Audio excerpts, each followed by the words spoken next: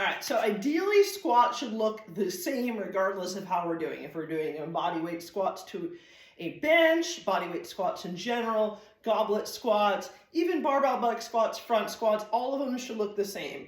And sometimes we play with like stance difference. Sometimes we have sumo squats, so our feet are out wider, but for the general purposes, we look at our hands, we kind of do this, and we look at where does my knee point, and that's the way my feet should point. So my knees kind of point out a little bit. So some people say, oh, you have to squat really toes forward. If I squat like this, I'm going nowhere. So I'm gonna widen my feet and follow what my knees want to do. The next thing I wanna do is make sure we get our core lined up well. So that just means we tuck our hips so they're even with our ribs, and you'll feel like your abs kind of turn out.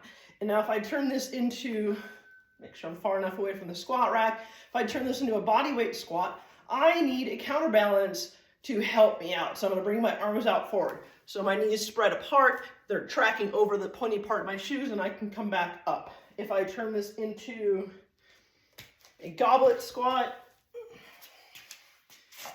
same thing, shoulder width feet, toed out a little bit, weight stays in, I'm gonna tuck my hips, keep my abs engaged, just kind of means tensed up a little bit, not floppy, and we're gonna spread the floor and sit straight down and come back up. If I look at that from the side, same position, spread the floor, sit myself between my hips and squeeze my butt and come back up.